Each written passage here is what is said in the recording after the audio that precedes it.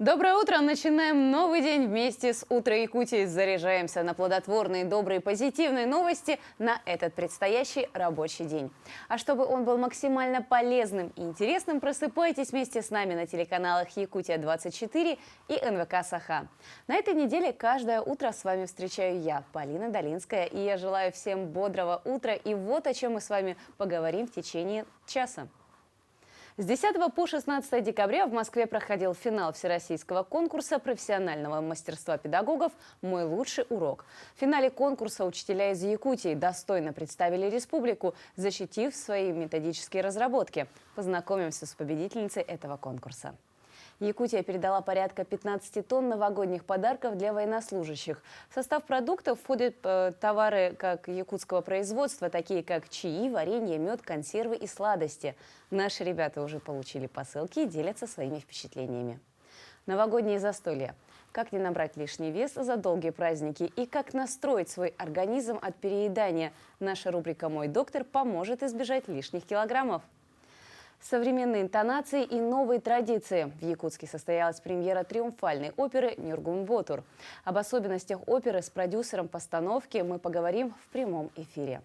Также мы напоминаем, что вы всегда можете задавать вопросы нашим гостям по номеру 8 914 273 44 88, а также через телеграм-канал «Утро Якутии». Подписывайтесь и узнавайте последние актуальные новости. А прямо сейчас узнаем, какая же погода за окном. По данным Якутского гидрометеоцентра, в 6 часов утра температура воздуха в центральных районах составила 33-38 градусов мороза. В заречной группе 34-41, ниже 0. В южных минус 34 в Алдане, минус 38 в Нерюнгре. В Вилюйской группе 19-22, в Нижнеленских 25-28, в западных 18-39 градусов мороза. В Колымо-Индигирской группе Улусов минус 25, минус 45.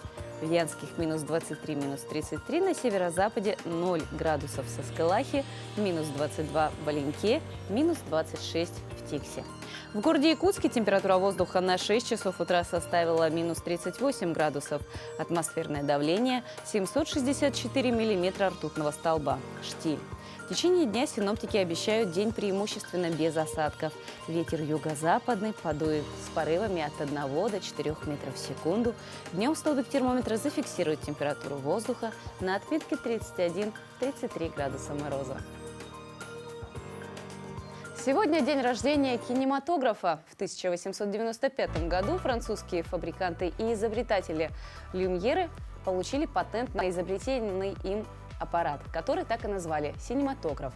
28 декабря того же года в парижском Гран-кафе на бульваре Капуцинок люмьеры устроили первый в истории публичный просмотр программы своих короткометражных фильмов. Среди них были знаменитая документальная лента «Прибытие поезда на вокзал Ля Сьота», игровая комическая сценка «Политый поливальщик» и несколько других киносюжетов. О других интересных датах и событиях в нашей традиционной рубрике.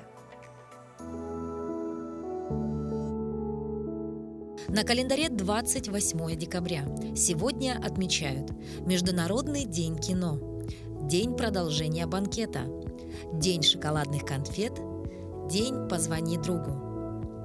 События в этот день. В индийском салоне Гран-кафе на бульваре Капуцинок состоялся публичный показ синематографа братьев Люмьер, что ознаменовало рождение кинематографа. В Париже появилась публикация романа исследования Солженицына «Архипелаг ГУЛАГ». В этот день родились Фридрих Вильгельм Мурнау, немецкий кинорежиссер эпохи немого кино; Иван Конев, советский военачальник, полководец, маршал Советского Союза; Джон фон Нейман, американский математик и физик, внесший важный вклад в разработку первых ЭВМ; Евгений Вучетич, советский скульптор, народный художник Советского Союза; Линус Торвальдс, финно-американский программист, создатель операционной системы Linux. Именины сегодня отмечают Степан, Павел, Илларион, Василий, Александр и Сюзанна. С 10 по 16 декабря в Москве проходил финал всероссийского конкурса профессионального мастерства педагогов «Мой лучший урок». География мероприятия была обширная. Всего приняло участие 108 педагогов из 33 регионов. В финале конкурса наши учителя смогли достойно представить республику, защитив свои методические разработки. У нас в гостях Шишигина Виктория Петровна, учитель английского языка Амгинского лицея имени академика Леонида Васильевича Киренского, Амгинский вуз. Доброе утро. Во-первых, мы поздравляем вас с победой. Спасибо. Вы стали победителем всероссийского конкурса, удостоившись первого места вместе с вашей коллегой. Да. Организаторы, они отметили как раз-таки высокий уровень ваших методических разработок. Вот расскажите о них подробно. Спасибо большое. Да, действительно, на этом конкурсе Республику Саха-Якутия мы представляли вдвоем с учительницей английского языка из города Якутска, с Кириллиной Марьяной Васильевной. Так, ну, география конкурса была обширной. Надо сказать, что самую представительную делегацию отправила Республика Тыва. Приехало 30 человек, ну а мы были вдвоем. Так, и надо сказать, что наши разработки действительно оказались наилучшими. Наверное, потому что именно в моем случае моя разработка, герой моего урока уникальный человек. Этот урок был посвящен первому президенту Республики Саха-Якутия Михаилу Ефимовичу Николаеву. И, конечно же, жюри и участников конкурса заинтересовала тема моего урока. Ну и, конечно же, выступать на всероссийском конкурсе было очень ответственно и волнительно. А почему именно эту тему вы выбрали? Все мы знаем, что 13 ноября исполнилось 85 лет нашему первому президенту республики Михаилу Ефимовичу Николаеву. И наше Министерство образования предложило выступить, разработать уроки по этой теме. Ну и я, как учитель, работающий в лицее имени академика Леонида Васильевича Киренского, который входит в сеть школ первого президента Республики Саха-Якутия, обязана была сделать такую разработку и, соответственно, потом уже предоставить его на конкурс. А какая была основная идея вашего урока? Но основная идея моего урока, конечно, заключается в том, чтобы я хотела в первую очередь донести до своих учащихся, а потом уже до членов жюри об этом уникальном человеке, о его бесценном вкладе в развитие нашей республики и для каждого жителя. А как вы считаете, сейчас нашим современным ученикам такие темы, они более актуальны, подходящие? Да, конечно. Мне кажется, что уроки все равно должны вестись именно, ученики должны учиться через свою культуру, через свою природу, через свои интересы. И мои уроки, да, носят частично, но носят национально-региональный компонент всегда. И такие уроки проходят на ура. А кроме этого, какие сейчас современные уроки? Ну, если говорить, что есть современный урок, наверное, современный урок должен гармонично включать в себе и учебную, и творческую деятельность обучающихся. И он должен обязательно предполагает коммуникацию. Это работа в парах, в группах, ну и, конечно же, диалог учителя с обучающимся. Вы практически неделю были в Москве на этом конкурсе, наверняка познакомились с учителями других регионов, делились опытом. Опыт какого региона он более похож на наш, и опыт какого региона вы бы хотели еще привнести бы? Да, конечно. Были организованы площадки для общения со своими коллегами, и много общались. И надо упомянуть, что в рамках этого конкурса проходили всероссийские курсы, где мы посещали ведущие школы столицы, обучались новым методикам, приемам. И там были вместе с нами и национальные регионы, как Тыва, Бурятия. Но мы всегда держим ориентир на столицу, на московские школы. Очень было приятно увидеть, вообще окунуться в атмосферу лицея номер 17 города Химки. Химкинский лицей. Мы посетили живые уроки и оттуда выбрали, конечно, только лучшее и принесли с собой, и уже внедряем ее в нашу творческую деятельность. Например, что вы уже решили попробовать? Но, как я уже сказала, современный урок включает в себе больше коммуникации, больше общения. Сейчас я стала проводить в своих уроках больше парной работы, больше групповой работы. То есть ребята должны учиться, общаясь, деятельностный подход в деятельности. Сейчас учащиеся узнают именно что-то, творя, создавая своими руками, участвуя. Отличаются московские школьники от наших? Нет, дети везде как дети. Совершенно. И такого различия я не увидела. Но они, наверное, ввиду своего национальной особенности, может быть, они более общительные, чем наши. Но я бы не сказала, что наши учащиеся уступают в чем-то. Дети, как дети, они любят учиться, развиваться. Виктория Петровна, конечно же, еще раз поздравляю вас с победой. И у вас есть Спасибо. замечательная возможность пожелать своим ученикам, коллегам, а также тем учителям, которые смотрят и хотят на следующий год попробовать свои силы в этом конкурсе. Какие-то добрые пожелания в предстоящий 2023 год. Но, пользуясь случаем, я бы хотела выразить слова благодарности. В первую очередь Министерству образования и науки, Институту развития образования и повышения квалификации, нашему региональному методическому объединению учителей иностранных языков, ну и также администрации Амгинского улуса, управлению образования Амгинского улуса, ну и своему родному коллективу Амгинского лицея. Всех поздравляю с наступающим Новым годом, счастья, благополучия, здоровья, ну и, конечно же, мирного неба. Такой конкурс предоставляется ежегодно. Можно себя, конечно, попробовать. Конкурс замечательный, конкурс как праздник. Много общения, много идей, много находок. Поэтому я коллег призываю участвовать в таких конкурсах. Большое вам спасибо. Присоединяемся к вашим пожеланиям, опять же, с поздравлениями. Ну и, конечно, будем рады видеть вас в нашей студии снова. Спасибо. А прямо сейчас к нам присоединились наши коллеги из информационной службы с последними и актуальными новостями.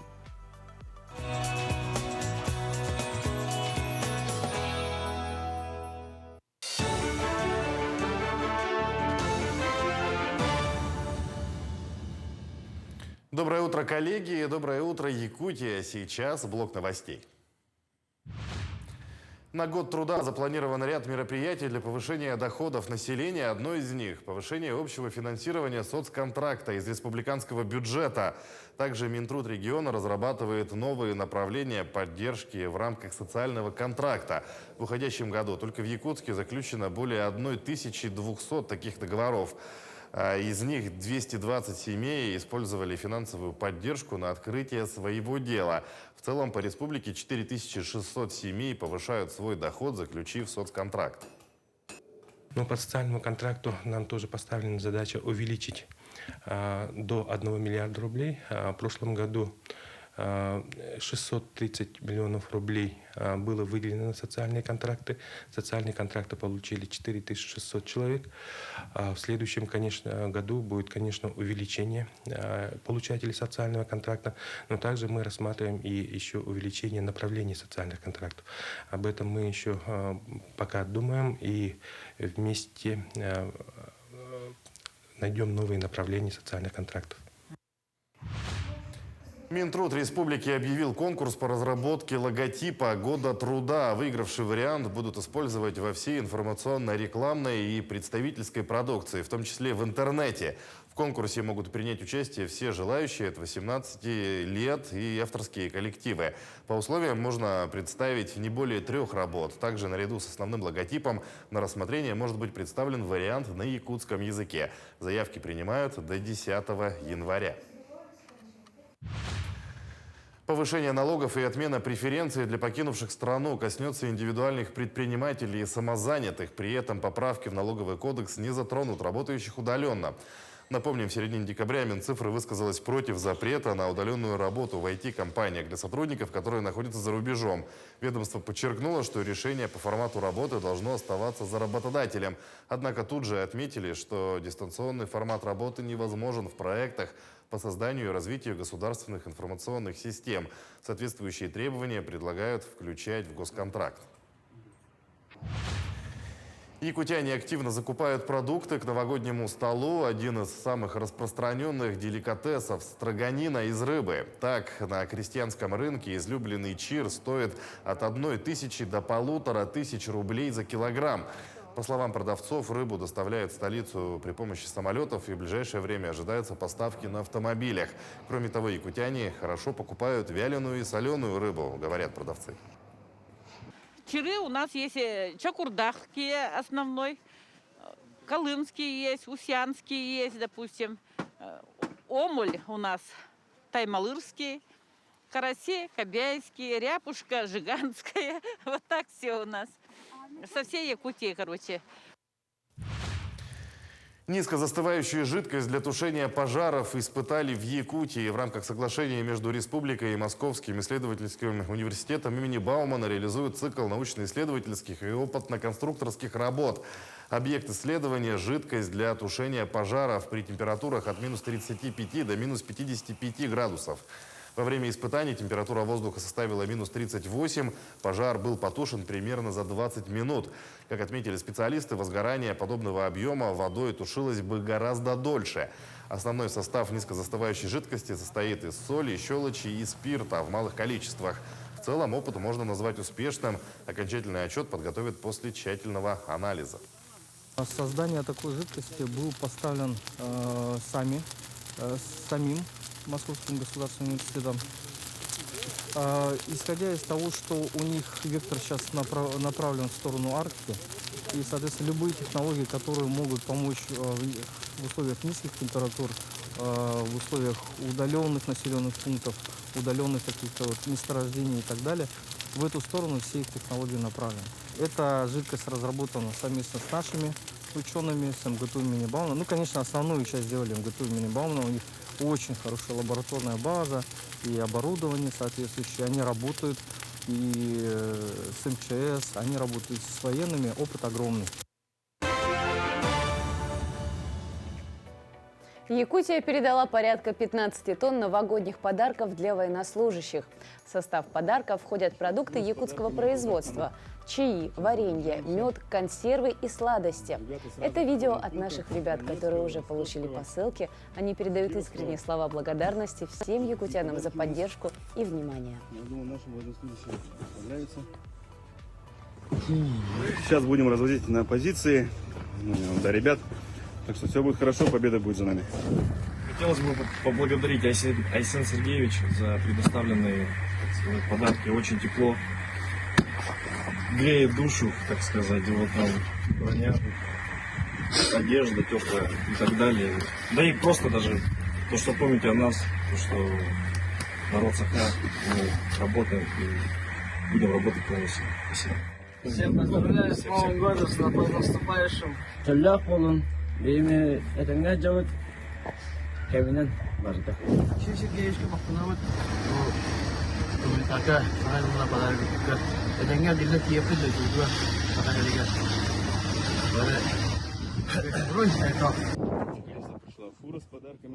Школы Ленска креативно подошли к оформлению своего учреждения к Новому году. На каждом этаже в рекреациях появились фотозоны. В коридоры украсили нежные бумажные снежинки и веселые снеговики. Более подробно об этом расскажет Светлана Балеева. Волшебная новогодняя сказка, ель и гордый олень рядом, заснеженная лавочка и фонари у елок. Камин, как положено, с настоящими дровами. Для каждой локации выбрана определенная тематика. Идея создания таких необычных декораций принадлежит педагогам-организаторам. А дальше уже работали воображение и фантазия детей и их родителей. Фотозоны, но это отдельное, мне кажется, спасибо родителям, которые старались, пилили, вырезали тут ночами. Первый раз у нас такое, что вся школа оформлена полностью. Праздничные фотозоны мастерили с помощью подручных предметов и материалов – пенопласта, картона, ткани и даже палочек от суши. Склеив их, педагоги создали светящиеся подарочные коробки. Фотозона с белой аркой – тоже их творение. Ее установили буквально перед нашим приходом, поэтому сделать фото на новом фоне желающих было достаточно много. Каждую перемену прохожу по школе и вижу, как ребятишки фотографируются с селфи, все различными, лежа на диванчиках, на лавочках. То есть понятно, что им это очень нравится, очень нравится. И, конечно, охота, чтобы такие фотозоны были не только в Новый год, это охота, чтобы дальнейшие праздники также сопровождались интересными идеями, которые, причем мы им не подсказывали, они воплощали сами, как они видят эту фотозону.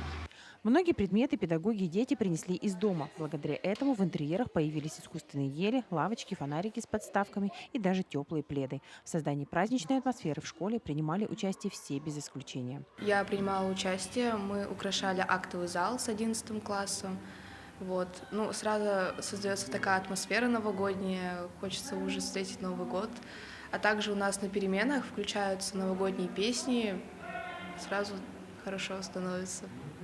Фотозоны украсили елочными игрушками, гирляндами, мишурой и фольгой, бумажными нежными снежинками и веселыми снеговиками. Фантазии участников не было предела. Младшие школьники тоже внесли свой вклад в создание праздничной атмосферы.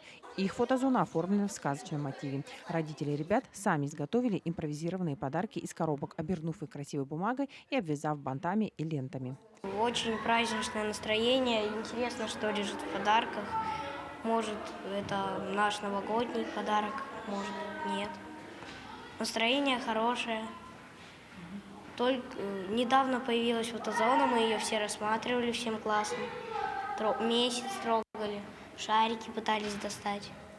В этом году ни у кого из учеников школы нет проблем найти место для новогодней фотографии с классом или сделать селфи с друзьями. Фотозоны тут представлены на выбор. Сегодня в учреждении царит атмосфера новогоднего праздника, сказки и волшебства. Светлана Болеева, Александр Личук, Ленск. Встаньте, корги, встаньте в круг. В Подмосковье прошла елка для собак. Новогоднее мероприятие с участием корги отряда спасателей прошло в подмосковном Щелкове. Любители хвостатых собрались на базе культуры и отдыха СССР, чтобы их питомцы смогли поучаствовать в конкурсах, получить новогодние подарки и пообщаться друг с другом. Собаки, одетые в новогодние костюмы, проходят полосу препятствий, участвуют в забеге и фотографируются на фоне елки. Акция проходит второй год, при этом количество участников возрастает. Победителей конкурсов награждают съедобными призами и игрушками.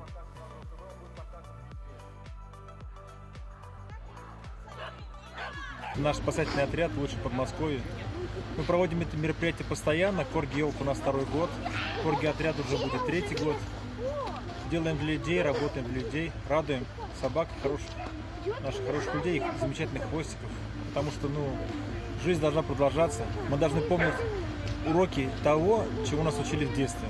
Нас учили быть отзывчивыми, добрыми людьми, которые любят свою родину. Вот тут собрались те люди, которые любят свою родину, любят хорошее, доброе вокруг, радуются всему тому, что есть, и украшают жизнь своих близких и себя. Отряд корги-спасателей был сформирован в 2020 году. Собаки помогают сотрудникам ведомства в нахождении наркотиков, взрывчатых веществ, привлекаются для поиска пострадавших во время происшествий, а также способствуют эмоциональной разгрузке членов спасотряда.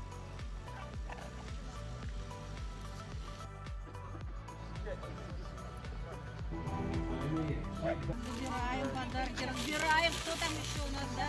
А Дедушке Морозу отморозили. Ну, сердечко-то как бьется, страшно-то как, Господи.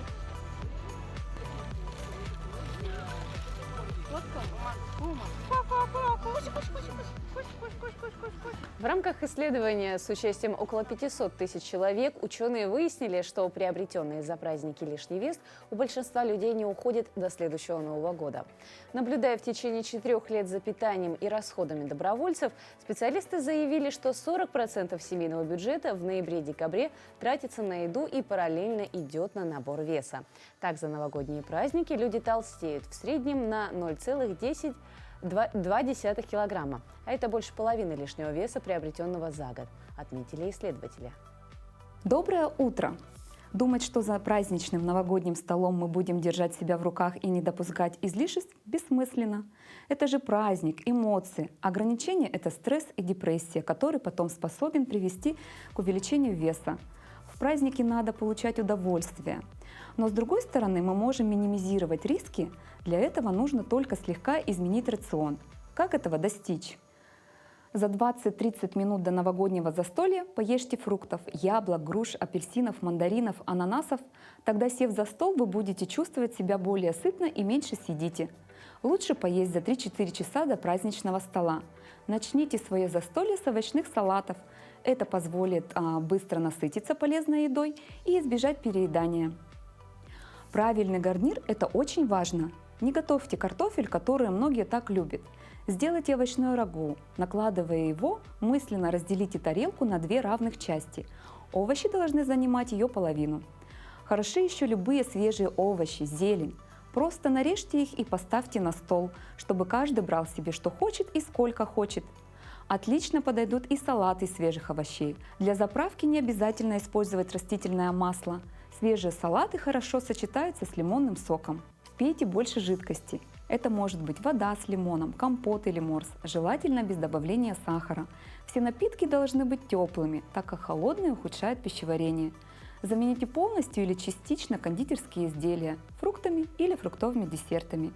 Старайтесь соблюдать пропорции в еде. И последний совет.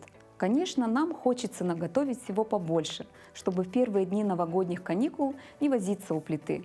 Но все же надо учесть срок хранения большинства блюд не более 24 часов. Даже если остатки салатов хранятся в холодильнике, есть риск нанести себе вред несвежей едой. Не рискуйте, будьте здоровы, и пусть новогоднее застолье оставит только радостные воспоминания. С наступающим, счастливым и успешным Новым годом! В былые времена держать в доме хрустальные бокалы обязывало не только правило хорошего тона, но это был еще и признак состоятельности гражданина. Теперь хрустальная посуда чаще достается в наследство от старшего поколения. Кому-то такие вещи просто дороги, как память, но память, даже воплощенная в хрустале, требует надлежащего ухода и со временем покрывается налетом и теряет блеск и сияние. Расскажем, как их вернуть. Ну вот, скоро приближается Новый год, мы готовимся к Новому году и достаем свои хрустали и моем. Хрусталь, они достаются очень редко из шкафа, и поэтому пыль оседает на них, потом их надо мыть. Хрусталь моется в холодной воде, не в теплой, не в горячей, а прохладной воде. При производстве хрусталя добавляют здесь оксид меди или оксид серебра. Поэтому, когда мы его будем мыть, моются они в горячей воде, хрусталь мутнеет. Мутнеет это из-за чего? Из-за горячей воды, потому что здесь появляются микротрещины. Это значит, вы хрусталь испортили, если моете в горячей воде. Прохладную воду, комнатной температуры или даже чуть попрохладнее, мы добавляем каплю любого моющего средства и добавляем соду обязательно. Можно пищевую или такую кальцинированная сода специальная есть в магазине, они копейки стоят. Это хрусталь, он где-то, наверное, с 90-х годов, он у нас в России, где гусь хрустальный, там его делают. И при производстве гусь хрустального, они добавляют оксид меди. Ага, и еще хрусталь, чешские хрусталя, богема и так далее, и некоторые зарубежных странах они добавляют, при производстве, например, серебро. Поэтому звенят. Потом при ополаскивании тоже ополаскиваем в прохладной воде тоже. Хрусталь. Вода тоже должна быть совершенно прохладная. Ни в коем случае не горячая. Тогда будет хрусталь блестеть и ничего с ним не будет. Что подарить близким на Новый год? Об этом можно было не задумываться посетителям ярмарки, прошедшей в школе 8-го типа поселка Нижний Куранах. Сувениры, предметы быта и шедевры подготовили воспитанники. Необходимые в хозяйстве вещи и предметы кухонной утвари, очаровательные сувениры. В канун Нового года в школе 8-го вида открылась выставка-ярмарка. Все шедевры явились авторскими. Мы сначала это делали, строгали рубанком, Потом зашлифовали специальной наждачкой. Потом мы наносили рисунок специальной этой бумагой. Потом начали выжигать выжигателем.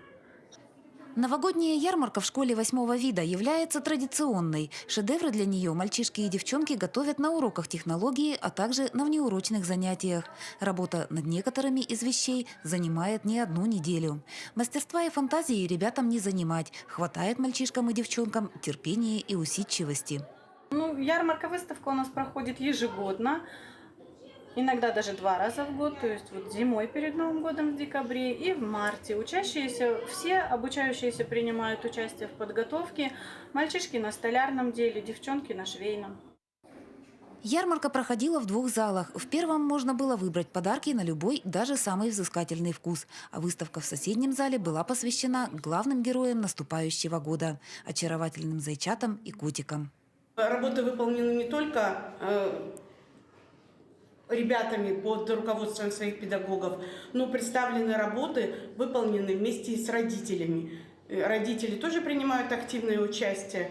И все, что мы видим здесь, сделано руками ребят, педагогов и родителей. Сегодня в школе 8-го вида обучаются порядка 100 ребят. Вышивка и рукоделие, работа с деревом и металлом, рисование и лепка. Развитию творческих способностей воспитанников уделяется особое внимание. В школе ярмарки проходят постоянно. Кроме того, мальчишки и девчонки одерживают победы и во всевозможных конкурсах. Татьяна Вахнина, Александр Лукин, Алданский район, поселок Нижний Куранах. Старые советские игрушки многие из нас берегут в памяти о своем далеком детстве или детстве своих родителей, которые рассказывали, как наряжали ими новогодние елки много-много лет назад. Однако нередко эти украшения попадают на свалку по одной простой причине – они уже не в моде. Практически никто не задумывается о том, что выброшенные игрушки представляют историческую ценность и могут стоить тысячи, а то и десятки тысяч рублей, даже если их состояние оставляет желать лучшего. Мы были приятно удивлены, узнав, что есть люди, которые занимаются реставрацией советских игрушек. Катерина Винокурова познакомилась с одним из таких. Алена, здравствуйте, очень приятно. Очень приятно с вами познакомиться. Спасибо за приглашение. Расскажите, вот когда вам пришла идея собирать именно советские игрушки и почему? Ну, летом я получила как бы мини-наследство. Это получила старые игрушки бабушки с дедушкой. Но они были очень в плачевном состоянии. Многие там разбились. Да, краска сошла. Я думала, как бы все это отреставрировать, дать им вторую жизнь. Да, дать им вторую жизнь. И вот я смотрела в Ютубе разные там видео, оказывается, их очень много. Люди этим занимаются. И я тоже как бы решила этим заняться. Ну вот, и вот видите, у меня на елочке они уже висят. Вот, например.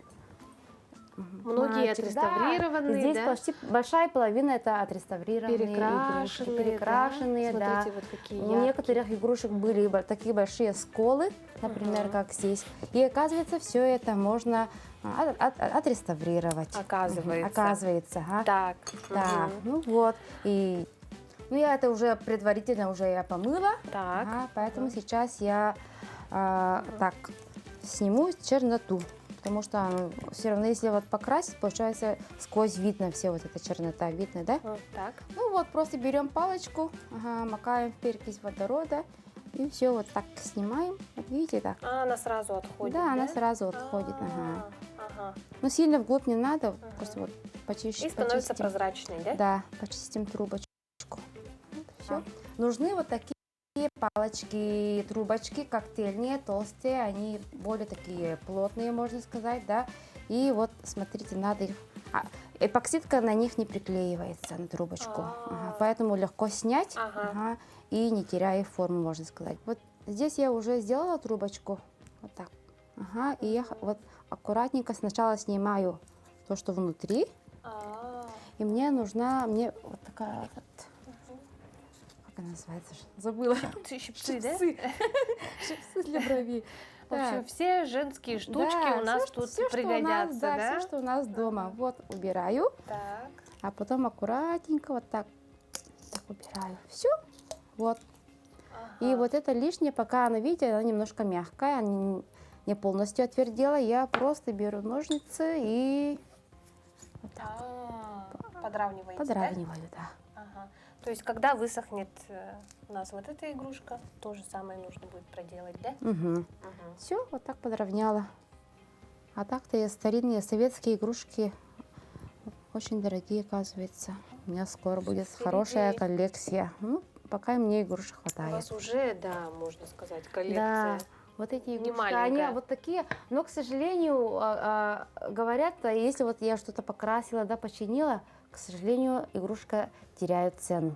Ага, получается, я только для себя это. Я не могу уже ее продавать. То есть она другим уже не людям. подлинник, да, можно Да, сказать? это уже не подлинник, ага, уже ее никто у меня не купит, можно сказать. Только для себя. Для себя. Ага.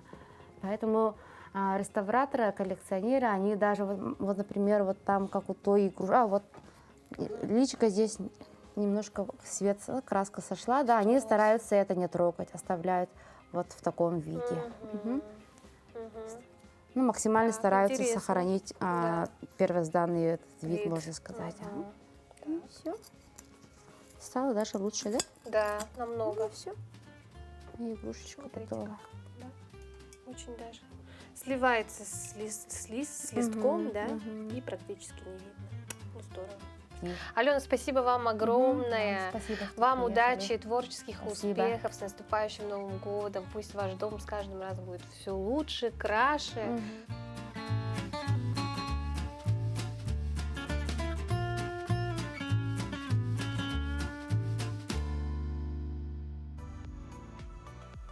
В Якутске состоялась долгожданная премьера оперы «Нюргун Ботур», которая вызвала массу восторженных отзывов после показа на сценах Мариинского и Большого театров. В одной из самых масштабных якутских постановок были заняты ведущие солисты оперы, хор, балет и симфонический оркестр Государственного театра оперы и балета Якутии, артисты и музыканты театра Олонхо, хор Государственной филармонии республики, а также государственный ансамбль «Виртуозы Якутии». О новых традициях, об особенностях оперы «Нюргун Ботур» мы поговорим с нашим гостем. В гостях у нас Алексей Юрьевич Садовский, продюсер постановки «Нюргун Ботур». Здравствуйте. Доброе утро. В Якутске накануне состоялась долгожданная премьера, и многие зрители, они были под большим впечатлением. Расскажите, как все это проходило? Ну, вы знаете, это огромная премьера, это просто глобальный такой спектакль, который длится всего 2 часа, но вмещает в себя огромное количество музыкального, драматургического материала. И вы не зря перечислили очень много участников. Это какое-то такое монументальное зрелище, именно зрелище, потому что спектакль получился очень яркий, зрелищный, эффект. Задействовано, я имею в виду, вот те все творческие коллективы, о которых вы упомянули. Особенностью шестой постановки «Нюргун Ботура» является большая и сложная задача по созданию капитальной музыкальной редакции нотной партитуры. Ее не было со времен еще первых постановок в 40-х, 50-х годов. Новую музыкальную редакцию осуществил московский композитор Руслан Мурсякаев. На ваш взгляд, в чем особенности якутской оперы? В 1947 году, когда эта опера впервые была показана, а до этого была музыкальная драма, она была адаптирована для оркестра из 6 инструментов. Понимаете, что такое 6 инструментов? Оркестр в 6 инструментов. Оркестр 6 инструментов, да. И сразу имела большой успех. Поэтому, когда появилась возможность сделать оркестр из 20 инструментов, то оркестровка была сделана на вот такой состав.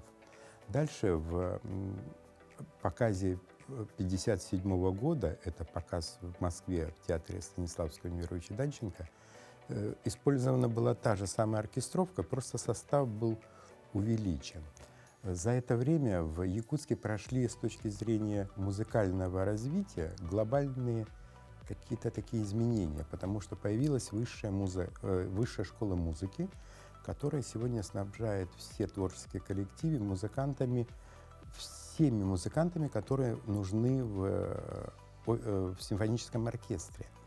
И поэтому уже та оркестровка, которая была сделана на 6 музыкантов, потом на 30 музыкантов, она уже стала неактуальна.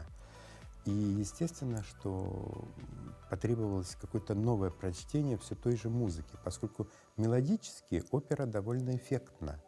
Жирков талантливый композитор и, в общем, новатор своего времени. И он сделал очень много интересных вещей в музыке, но они требовали другого музыкального изложения. Поэтому и появилась вот эта необходимость в новой оркестровке. Она оказалась довольно удачной, она масштабная, она разворачивает такие симфонические картины в опере, и она не давит певцов, то есть она позволяет раскрыться всем певцам, и она оказалась очень актуальной на сегодня.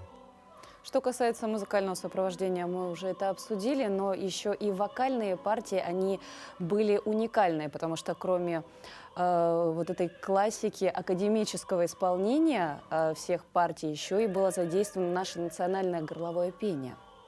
Но вы знаете что, я в параллель с этим вам могу сказать, что спектакль и в Большом театре, и в Мариинском имел грандиозный успех. Причем в Большом театре, я всегда об этом говорю, организовать успех несложно.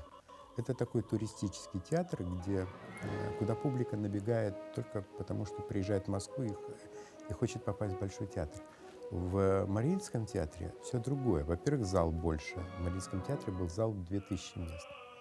И эффект интереса к этому спектаклю был неожиданный, потому что зал в 2000 мест продался за 12 дней. Потом билетов купить было невозможно. И вот тут надо понимать, что заинтересовало публику. Во-первых, конечно же, и туюк, и калыах, которым владеют якутские артисты, это уникальная вещь. Во-вторых, это обращение к неким истокам. И тут есть же еще такая вещь, как фольклор.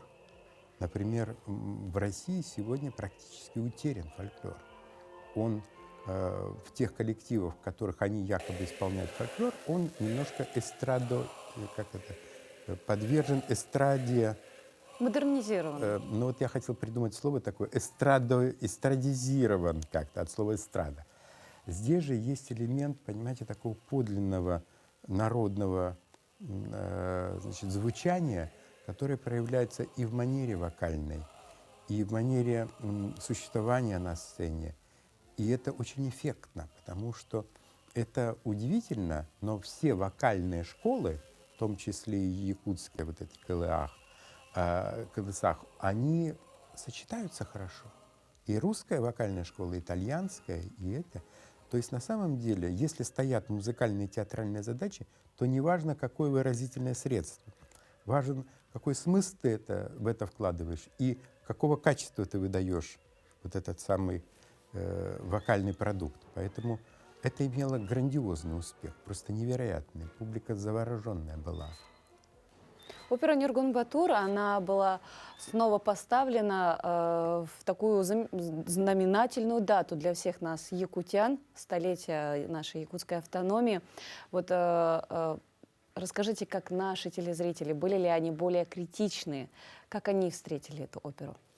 Вы знаете что, вчера был только первый показ. По нему сложно судить, потому что на премьеру приходит очень специфичная публика, много официальных лиц. Но тут важно даже не это, а важно то, что будет 3 спектакля. То есть в декабре будет, помимо вот вчерашнего, еще 2 спектакля. 2 спектакля будет в январе и 2 спектакля в феврале. И вот тут, понимаете, тут надо говорить об интересе к этому спектаклю. Билеты на декабрьские были проданы еще в ноябре, а на январские практически уже проданы билеты, это будет 21 и 22 января, и сейчас уже продаются билеты на февраль. То есть реакция публики, она будет тогда, когда они ее посмотрят, эту оперу, но интерес невероятный. Я не помню, чтобы в Якутске к какому-то спектаклю был такой мощный интерес. При этом, понимаете, всякий спектакль на национальную тему, да еще к определенной дате, в этом есть элемент, как бы такой датский спектакль, мы говорили. Вот в этом спектакле ничего датского нет. Это мощное художественное высказывание. И оно будет развиваться, и оно уже сейчас о себе говорит как о художественном событии в Якутске, а не о спектакле, сделанном в какой-то дате. Было очень много задействовано людей, которые участвовали в постановке, и репетиции проходили длительное время. Вот можете поделиться опытом, рассказать, что было самое интересное в момент подготовки? Может быть, необычное что-то? Ну, вы знаете, Сложные что, моменты конечно же, какие-то. тут надо сказать, что весь творческий коллектив возглавил выдающийся режиссер. Я могу вам сказать с позиции Москвы и Петербурга, которые я в Якутске представляю. Это выдающийся режиссер Андрей Борисов. Его прекрасно знают и в Москве, и в Петербурге. Его имя всегда идет со знаком качества, потому что он всегда в Москве показывает какие-то парадоксальные вещи, не свойственные режиссерам Москвы и Петербурга. Он всегда балансирует на грани архаики и авангардизма. Он очень смело работает с сценографией, с актерскими какими-то высказываниями. И вот он стал руководителем этого творческого коллектива, и дальше вокруг него вот все это и собиралось. Он постоянно работал над первоисточником. Сегодня все мы говорим о том, что этот Нюргун Ботор вернулся от Суарун Омолона к Платону Аюнскому, к первому, значит, самому первому сборнику Олонхо, где очень четко были распределены верхний мир, средний мир, нижний мир. И откуда появляется Нюргун Ботор, точно сформулирована его функция. Это не история любви. Причем Андрей Савич, он говорит, что первый спектакль, это его второй спектакль Нюргун Ботор, первый спектакль он делал о борьбе за красоту. А этот спектакль он сделал о борьбе за душу, потому что он говорит, очень много зла возникло на земле, и теперь надо вот как бы разрулить вот эту ситуацию, разобраться, что есть зло, что является источником зла и как с ним бороться. И борется абсолютно благородными средствами. Это, в общем, такой очень благородный спектакль во всех отношениях. И все действия героев, они очень высокие такие. Я вам, кстати, принес буклет этого спектакля, который был сделан к нашим гастролям, и там даже программка Просто наши Большого телезрители театра. уже по буклету могут видеть, какие костюмы. Только ради костюмов можно уже идти. И у меня вопрос такой. Все-таки Нюргун Ботор — это эпос, народный эпос. Современного зрителя, слушателя, чему он учит? Вы знаете что? Чему учит эпос? Эпос вообще, вы знаете, это особый вид высказывания, который возвращает нас к каким-то тем мотивировкам наших действий, которые должны лежать в основе нашей жизни. Это, в общем, смысловые такие вещи. Я бы тут даже сказал, не чему учит эпос, а что получилось, потому что мы знаем несколько эпосов, великих памятников литературы. Это есть и Манас эпос, есть и Калевала эпос. Великий памятник князь Игорь, который мы делали, это тоже памятник литературы. Но не каждому эпосу везет на такое театральное высказывание. А Нюргун Ботор — это мощнейшее театральное высказывание на основе эпоса. А чему он учит? Он многому чему учит. И главное, он возвращает нас к ощущению мира. Мне кажется, успех как раз Нюргун Ботора, потому что сейчас многие религии немножко как бы протормаживают в своем каком-то восприятии. А это какое-то первородное ощущение строения мира, и в нем есть очень много таких вещей, которые, возможно, актуальны до сих пор. Так что, может быть, вот этому он и учит. Вы давно сотрудничаете с театром оперы и балета в Якутии в 2015-2016 годах. Итогом совместной работы была как раз-таки опера «Бородина. Князь Игорь». Вы не раз говорили, что редакция ее уникальна, и опера стала ярким событием для столичной публики. Ну, если говорить о моем сотрудничестве, то оно началось не в 2015, а в 2005 году. Меня Еще пригласили в качестве художественного руководителя 2 оперных фестивалей. Один из них был «Моцарт за полярным кругом», посвященный 250-летию Моцарта. А второй был «Ария Севера», который долго не шел, и нужно было его как-то реанимировать. По итогам фестиваля «Ария Севера» появилась идея постановки оперы «Куданса Великий» и «Александр Македонский». Тогда композитором и Владимиром Кобекиным была написана новая опера. Она была успешно поставлена Карлом Сергучевым под руководством все того же Андрея Савича Борисова, который был художественный руководитель постановки. И ее привезли в Москву, получили за нее золотую маску. Вот, так что был какой-то перед князем Игорем какой-то опыт. А князь Игорь — это был вообще уникальный тоже опыт, потому что Андрей Савич, он всегда привлекает исследователей материала. И для постановки князя Игоря был привлечен ведущий, наверное, самый лучший исследователь русской оперы Евгений Михайлович Левашов, доктор наук, профессор Московской консерватории. И он предложил для нас тогда очень интересную редакцию с потрясающим финалом, эффектнейшим финалом. Если вы знаете историю князя Игоря, там же вопрос был в том, что композитор не мог дописать эту оперу, потому что он ждал, какая сложится политическая ситуация в стране. И, соответственно, с этой политической ситуацией должен был написан финал. А ситуация была русско-турецкая война, она все никак не кончалась, и финал никак не получался. Да, говорите. Ну, к сожалению, время нашего эфира ограничено. Я бы с вами продолжила с удовольствием беседу. Но я надеюсь, это наша не последняя встреча. Мы с вами снова будем рады видеть вас в нашей студии. И большое спасибо, что вы нашли время в это утро прийти к нам все это рассказать. Ну и, конечно же, поздравляем вас с премьерой. Приходите на спектакль, не пожалеете. Спасибо большое. Я советую всем нашим телезрителям, гостям и жителям Якутии отправляться на такую замечательную премьеру, как опера «Нургун Ботур». А прямо сейчас к нам присоединились наши коллеги из информационной службы.